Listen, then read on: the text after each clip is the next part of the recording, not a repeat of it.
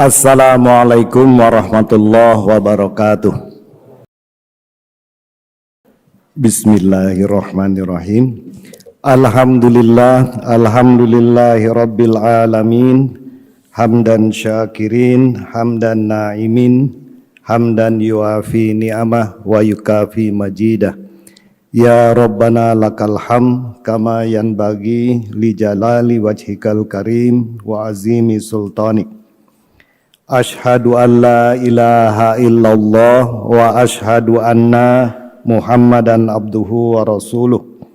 Allahumma salli ala Sayyidina Muhammad wa ala ali Sayyidina Muhammad fil awwalina wal akhirin wa fil mala'il a'la ila yaumiddin. Ya ayyuhalladzina amanu taqullaha wal tanzur nafsum ma qaddamat ligat wattaqullaha innallaha khabirum bima ta'malun. Amma ba'du.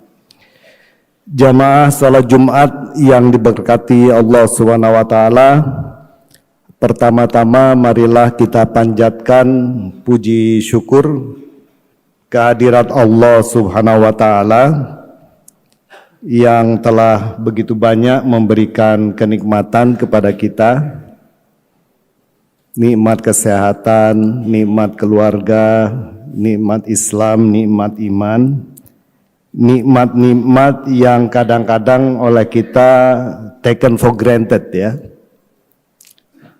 Baru sesudah salah satu nikmat itu hilang, baru kita tahu begitu maha pemurahnya Allah Subhanahu wa taala.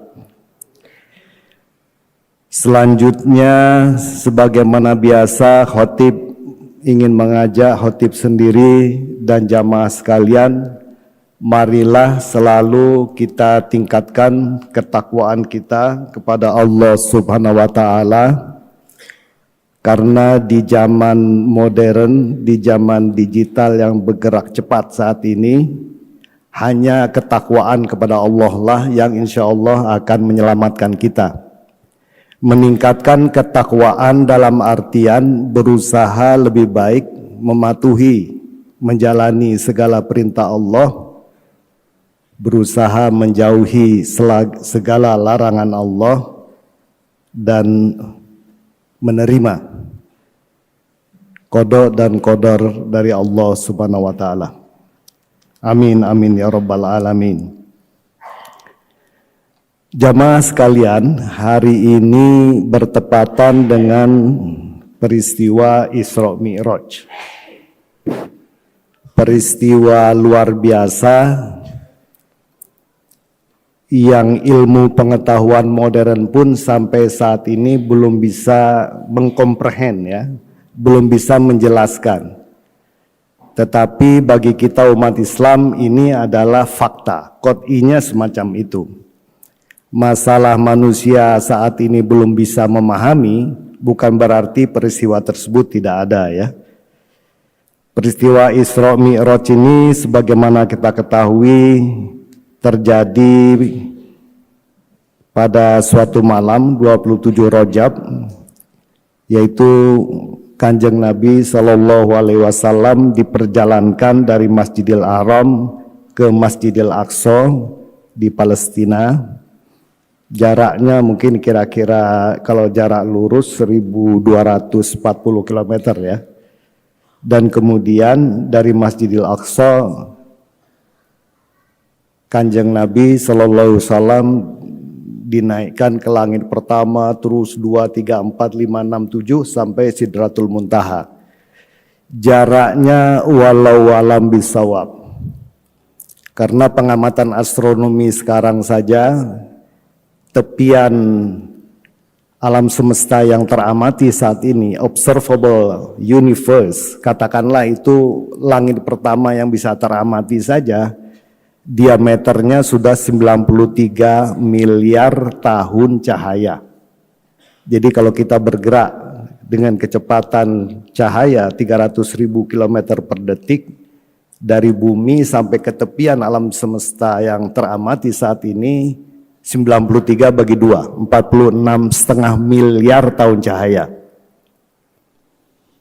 Tetapi Rasulullah SAW menyelesaikan semua proses tersebut menurut sirahnya sesudah sholat isya sampai kira-kira ya belum subuh ya. Katakanlah beberapa jam ya.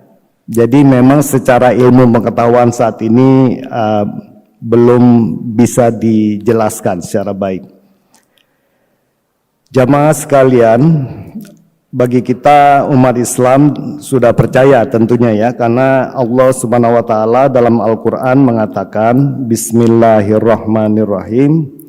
Subhanalladzi asra bi abdihi lailan minal masjidil haram ilal masjidil aqsal ladzi barakna haulahu linuriyahu min ayatina innahu huwas samiul basir.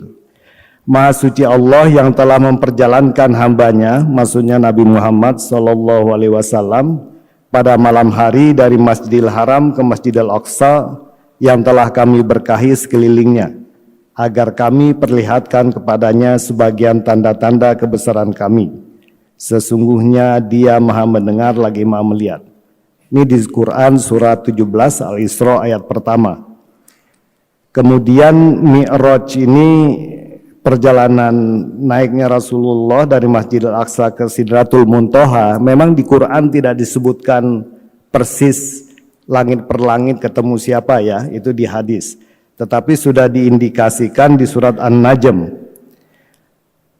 Walaqad ra'ahu najlatan ukhra inda Sidratil Muntaha indaha jannatul ma'wa idza yaksha sidrata ma yaksha ma za'al basar wa ma tagha laqad ra'a min ayati rabbihil kubra. Dan sesungguhnya Muhammad telah melihat Jibril itu di dalam rupa yang asli pada waktu yang lain, yaitu di Sidratul Muntaha. Di dekatnya ada surga tempat tinggal. Muhammad melihat Jibril ketika Sidratul Muntaha diliputi oleh sesuatu yang meliputinya. Penglihatannya tidak berpaling dari yang dilihatnya itu dan tidak pula melampauinya. Sesungguhnya dia telah melihat sebagian tanda-tanda kekuasaan Tuhan yang paling besar. Jadi Rasulullah SAW adalah satu-satunya manusia yang pernah ke Sidratul Muntaha. Menurut para ulama, peristiwa Isra Mi'raj ini sebenarnya bentuk penghiburan ya, tasliyah kepada Allah, kepada Nabi Muhammad SAW. Setelah Nabi Muhammad ditinggalkan pertama oleh dua orang yang sangat dicintainya, yaitu pamannya Abu Thalib dan kemudian istrinya Khadijah radhiyallahu anha. 3 hari sesudah Abu Thalib wafat, Khadijah wafat. Dan kemudian Rasulullah kita tahu berusaha mencoba berdakwah di Taif, tapi malah diperlakukan secara tidak baik, zalim ya, oleh penduduk Taif. Jadi pada saat itu memang kondisi batin Rasulullah itu mungkin sedang sedih ya. Oleh sebab itu Allah Subhanahu wa taala memberikan penghiburan dengan mengisra mi'rajkan beliau ya. Kita tidak akan membahas interpretasi saintifik di balik Isra Mi'raj karena ini memang kita juga sulit ya. Memang ada beberapa konsep sains yang diajukan, misalnya relativitas waktu atau ruang waktu multidimensi. Ada juga teleportasi kuantum ya, ada juga wormhole. Tapi semuanya belum bisa menjelaskan. Tapi bagi kita umat Islam itu bukan masalah ya. Kita juga tidak pernah melihat surga dan neraka. Kalau Kanjeng Nabi sudah melihat saat Isra Mi'raj, tapi kita percaya ya. Kali ini khotib ingin melihat interpretasi sufistik yang dilakukan oleh para ulama-ulama sufi terhadap peristiwa Isra Mi'raj ini. Isra Mi'raj dalam perspektif sufistik bukan sekedar perjalanan fisik melintasi ruang dan waktu ya. tapi ini adalah perjalanan batin, ya, mi'rajul qulub dari Rasulullah Shallallahu Alaihi Wasallam untuk bertemu dengan Allah Subhanahu Wa Taala. Nah, para ulama sufi ini mencoba menderive, ya, mencoba melihat hikmah-hikmah sufistik. Ya, meskipun kita mustahil, ya, impossible menyamai Kanjeng Nabi Shallallahu Alaihi Wasallam, tapi setidak-tidaknya kita bisa belajar dari ini. Jamaah sholat Jumat yang diberkati Allah, berikut makna-makna interpretasi sufistik. Jadi menurut para ulama sufi, pertama itu simbol daripada peristiwa Isra Mi'raj adalah simbol transformasi batin. Sebagaimana kita ketahui ada di dalam beberapa hadis bahwa sebelum diperjalankan, sebelum Isra, Kanjeng Nabi Shallallahu Alaihi Wasallam itu dibersihkan hatinya, ya. Kita tidak tahu fisiknya bagaimana, tapi dibelah hatinya, kemudian dicuci, dikasih ilmu dan hikmah, masukkan lagi, jadi ini. Nah, menurut para ulama sufi, ini adalah fase takhalli, pembersihan hati dari kotoran duniawi. Jadi maksudnya kalau kita manusia biasa ingin melakukan perjalanan menuju Tuhan Yang Maha Esa, menuju Allah Subhanahu Wa Taala, tahap yang pertama adalah menyucikan hati, membersihkan hati, bertobat. Kalau di dalam banyak tarekat, makom pertama itu taubat. Kita semua sebagai manusia pasti punya kesalahan lah. Tidak mungkin ya, khotib dan rekan-rekan sekalian pasti punya kesalahan. Satu-satunya manusia yang maksum ya Rasulullah SAW dan para rasul-rasul, para anbiya yang memang dibersihkan oleh Allah Subhanahu Wa Taala. Tapi secara umum kita sebagai manusia pasti ada kesalahan dan dosa. Nah, ini tahap pertama. Bahkan Kanjeng Nabi Shallallahu Alaihi Wasallam, manusia yang pilihan tersendiri, manusia yang paling mulia, itu tetap dibersihkan hatinya oleh Jibril sebelum melakukan perjalanan Isra Mi'raj, ya. Nah, kemudian setelah disucikan dadanya, Kanjeng Nabi Shallallahu Alaihi Wasallam diperjalankan dari Masjidil Haram ke Masjidil Aqsa. Ulama sufi melambangkan ini perjalanan dari Al-Haram, sesuatu yang dilarang, sesuatu yang duniawi, menuju Al-Aqsa. Al-Aqsa itu puncak kesucian, ya. Puncak kesucian spiritual itu Al-Aqsa. Jadi ini menunjukkan bahwa di satu segi spiritualitas itu tidak boleh memisahkan diri dari realitas sosial, dari dunia, ya. Jadi kaki kita bisa berpijak di bumi, hati dan pemikiran kita menjangkau langit. Perjalanan dari dunia fana ke dunia hakiki. Ibnu Arabi, seorang filosof seorang tasawuf, ya, sufi terkenal, mengatakan Isra Mi'raj ini perjalanan dari masjid terdekat, hati, ke masjid terjauh, Al-Arash ilahi, simbol transformasi batin. Isra juga dilambangkan sebagai perjalanan malam dari gelap ke terang, yang menurut sufi adalah proses meninggalkan dunia fana menuju cahaya ma'rifatullah. Ini interpretasi para ulama sufi, ya. Tentunya kita perlu renungkan dan kita bisa aplikasikan dalam kehidupan sehari-hari. Jamaah Jumat yang diridhoi Allah Subhanahu Wa Taala, kemudian tahapan ketiga, Mi'raj, pendakian melampaui akal.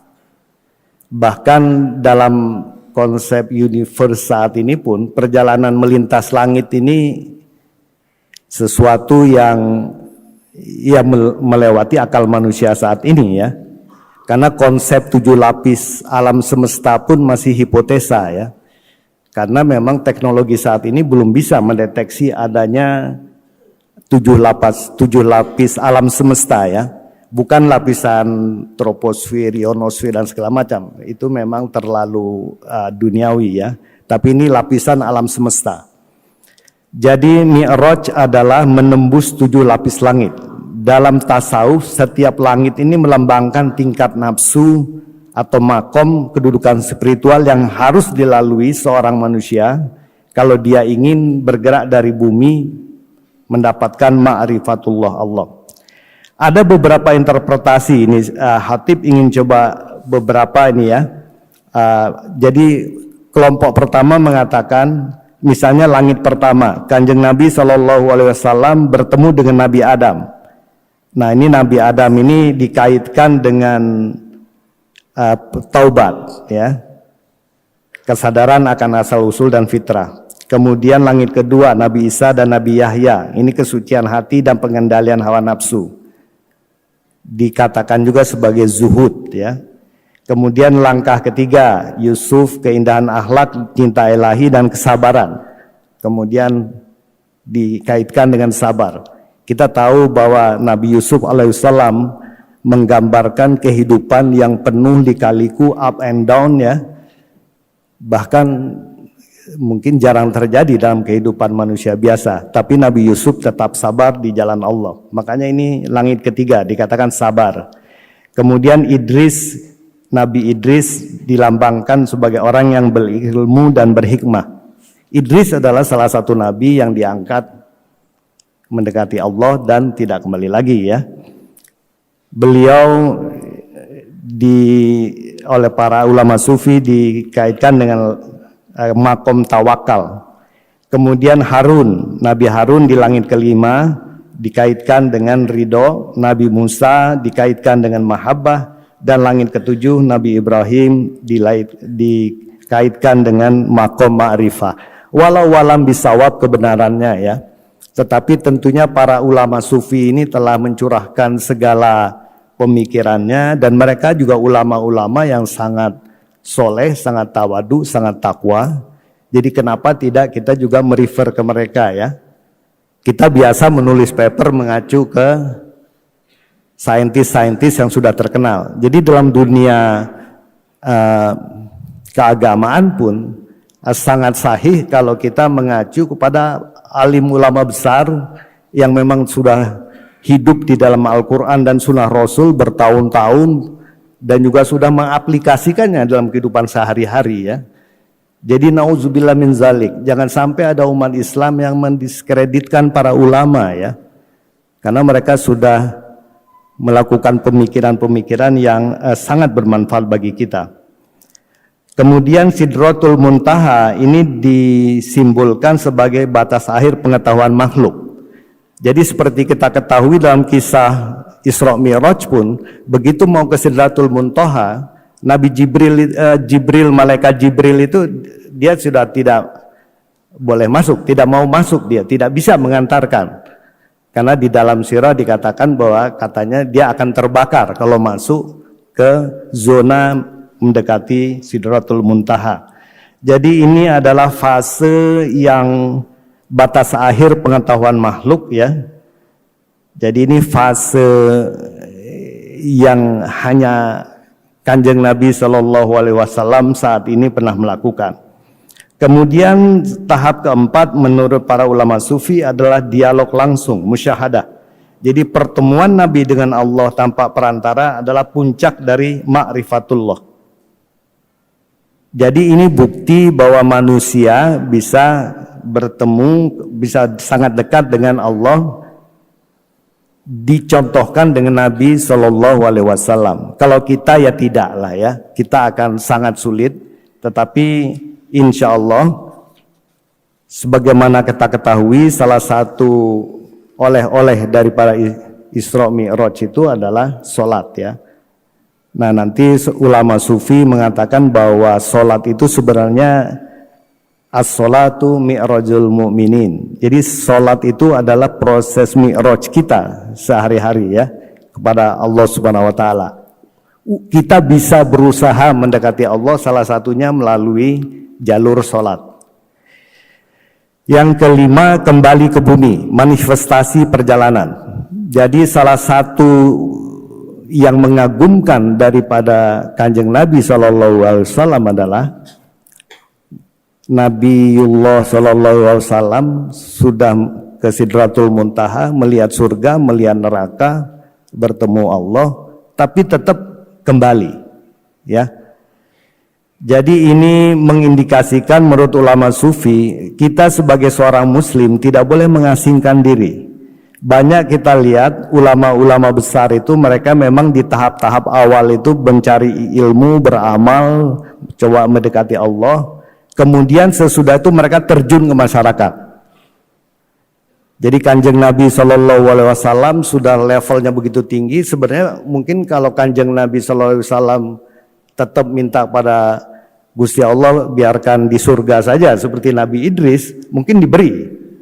Walau alam bisawab, kita tidak tahu rencana Allah, ya. Tetapi kemudian Nabi Muhammad kembali lagi ke Mekah dan kita tahu sesudah itu perjuangan tetap berlangsung, ya.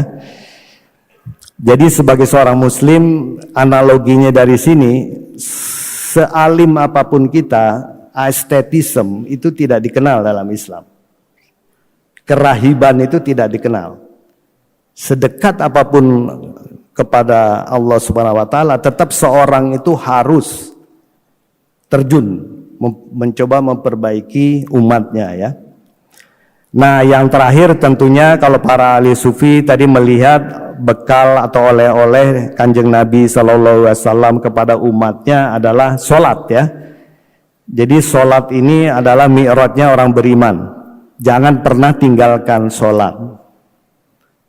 Bahkan di beberapa riwayat, sholat ini yang nantinya akan menjadi penyelamat kita di hari penghisaban, ya. Kalau yang sholatnya baik, insya Allah langsung masuk tiket, masuk surga. Kalau sholatnya belang bentong, nah mungkin lain perkara.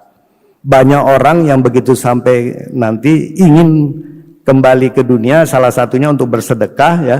Dan juga untuk menyempurnakan sholatnya. Salah satu ibadah yang setelah kalau kita lupa dan segala macam mesti diganti itu adalah tetap sholat, ya. Jadi sholat ini sesuatu yang sangat berharga. Jadi jangan pernah ditinggalkan, ya. Dan kalau kita lupa tertinggal pun harus diqodho, ya. Jamaah salat Jumat yang diberkati Allah Subhanahu wa taala, itulah sedikit beberapa hikmah dari para ulama sufi. Tentunya hikmah yang lainnya sangat banyak, ya. Secara ilmu pengetahuan kita tidak bisa memahami saat ini bagaimana proses terjadinya Isra Mi'raj. Akal kita belum bisa memahami. Tetapi memang aksioma dasarnya adalah ilmu kita itu sangat terbatas, ya. Dalam Quran surat Luqman ayat 27, seandainya pohon-pohon di bumi menjadi pena dan laut menjadi tinta, ditambahkan kepadanya 7 lautan lagi sesudah keringnya, itu tidak akan habis-habisnya dituliskan kalimat Allah. Jadi ilmu Allah itu mungkin tidak terbayangkan oleh kita saat ini, ya. Saat ini mungkin kita bangga dengan AI, dengan macam-macam, wah kelihatan hebat, ya. Mungkin bagi Allah itu hanya setitik air kecil saja. Jadi jangan pernah terpesona dengan perkembangan ilmu pengetahuan dan teknologi. Tentunya umat Islam kita harus berusaha mengejar perkembangan ilmu pengetahuan dan teknologi. Tapi itu bukan sebagian ilmu, mungkin itu mungkin 0,00000% dari ilmu Allah, ya. Ilmu Allah itu sangat luas. Oleh sebab itu dari perjalanan Isra Mi'raj ini para ulama itu mengatakan ada 2 hal, ya. Pertama, kekuasaan Allah itu sangat powerful, sangat luas, sangat besar. Sebagai umat Islam, sebagai manusia, tidak beradab kalau seseorang itu sombong. Apa yang mau disombongkan di depan Allah Subhanahu wa taala yang menguasai alam semesta dan bahkan di hari kiamat menggulung 7 lapis langit dengan tangan kanannya? Di mana kesombongan? Mungkin kita bisa lihat kesombongan negara-negara adidaya saat ini. Sebenarnya itu menunjukkan ketidakpahaman mereka tentang betapa lemahnya manusia. Dan kemudian yang kedua, menurut para alim ulama, Karena Allah itu maha luas, manusia itu tidak pantas untuk putus asa, ya. Tidak lulus langsung depresi, tidak ini bunuh diri, diputus pacar atau mahasiswa langsung kelimpungan, tidak pantas, ya. Jadi jangan sombong, pada saat yang sama jangan putus asa. Allah itu maha kuasa untuk menyelesaikan 10 permasalahan kita, semua permasalahan kita. Dan cara kita berkomunikasi dengan Allah, kita punya masalah, sholat 5 kali sehari yang wajib. Kalau ditambahkan sunat-sunat yang lain termasuk sholat malam, sholat tahajud, itu adalah proses kita bermi'raj, ya, berdialog dengan Allah Subhanahu wa taala untuk menyelesaikan masalah kita, untuk minta tolong dan segala macam. Minta tolong jangan ke pejabat dan segala macam atasan ini itu, ya. Mungkin itu jalur duniawi. Tapi pertama-tama temui Allah, baru sesudah itu kita lakukan sunatullah. Kalau kita sakit, minta tolong ke Allah dulu, baru ke dokter minum obat. Kalau kita punya masalah dengan pekerjaan kantor, kita berdoa dulu, tahajud, sesudah itu selesaikan pekerjaan dengan sebaik-baiknya. Jadi mi'raj dulu ke Allah, kemudian seperti Kanjeng Nabi SAW turun lagi ke bumi. Lakukan semua sunatullah sosial, ekonomi, lingkungan dan segala macam. Tapi yang pertama itu adalah mi'raj dulu ke Allah. Baru kemudian turun lagi, baru kita melaksanakan segala sesuatu yang kita inginkan. Wallahu a'lam bishawab. La ilaha illallah wahdahu la syarikalah, lahul mulku wa lahul hamdu wa huwa ala kulli syai'in qadir.